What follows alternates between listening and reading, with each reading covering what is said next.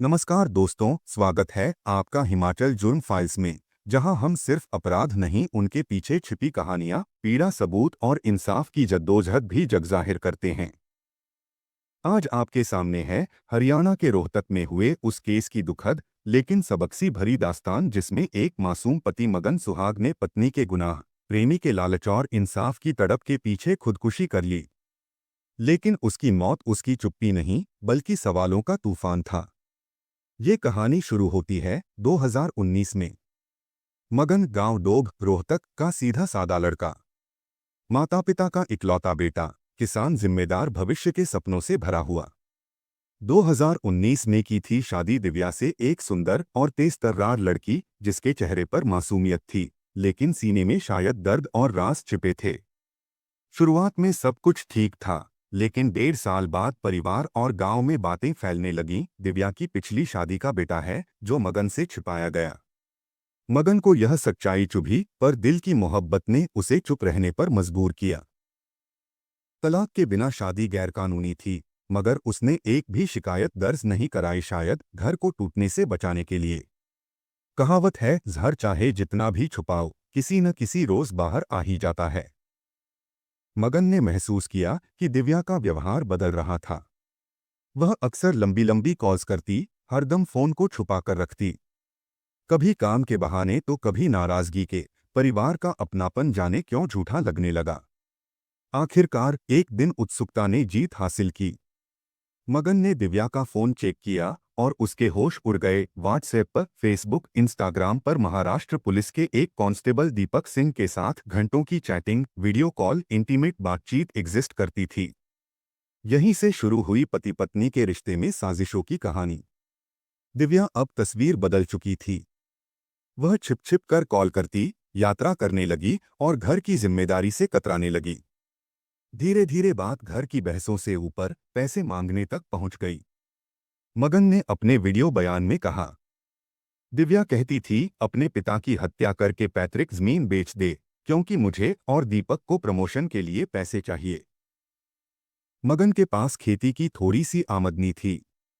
1.5 लाख रुपए उसने गेहूं बेचकर दिव्या के खाते में डाले। 2 लाख रुपए सोने का कड़ा गिरवी रखने के बाद भी दिव्या के खाते में ट्रांसफर किए। वो बार बार और पैसे मांगी जाती, और दो, वरना अंजाम बुरा होगा। मगन के लिए यह सब जिंदा लाश बनकर जीने जैसा था। उसकी पत्नी, जिसके लिए उसने सामाजिक नियमों को नजरअंदाज किया, खुद ही उसका सबसे बड़ा दर्द बन चुकी थी। 18 जून 2025। मगन को 3 ऐसे वीडियो मिले जो उसकी आत्मा को चीर गए। एक अर्धनग्न रील, दिव्या और दीपक शीशे के सामने इंस्टाग्राम रील शूट कर रहे हैं।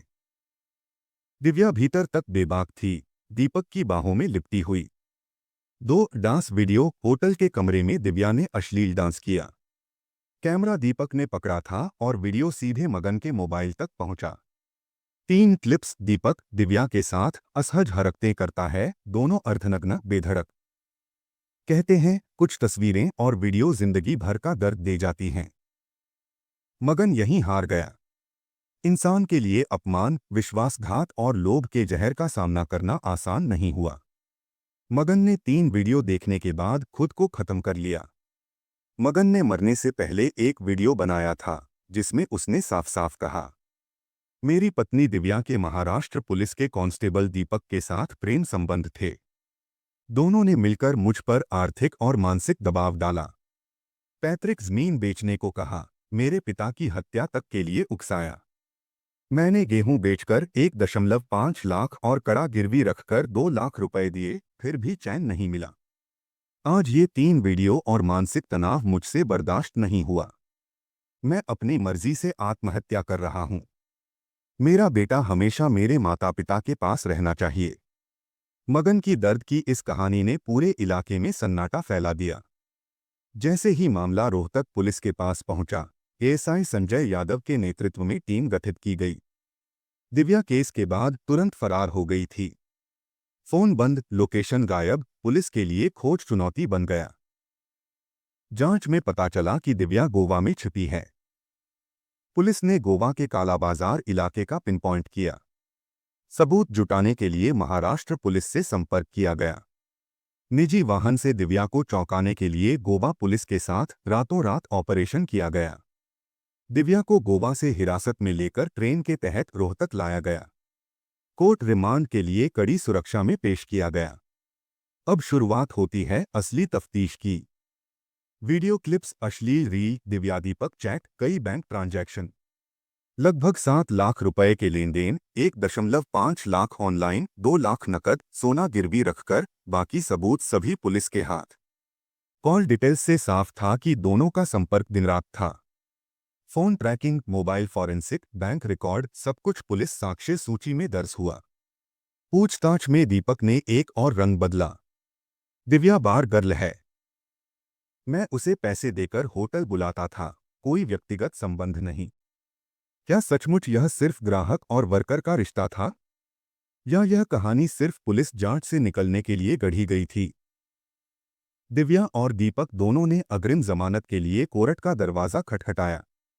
जिला कोर्ट ने सख्त लहजे में कहा, यहां जमानत नहीं, हाई कोर्ट जाओ। मकन के पिता रणबीर सिंह बोले, वो कह रहे थे, हमारे पास इतना पैसा है, हाई कोर्ट से जमानत ले लेंगे। पुलिस ने भरोसा दिलाया, जल्द ही दोनों सलाखों के पीछे होंगे। रिश्तों के इस खेल में पीड़ित परिवार बोझ से दबा हुआ।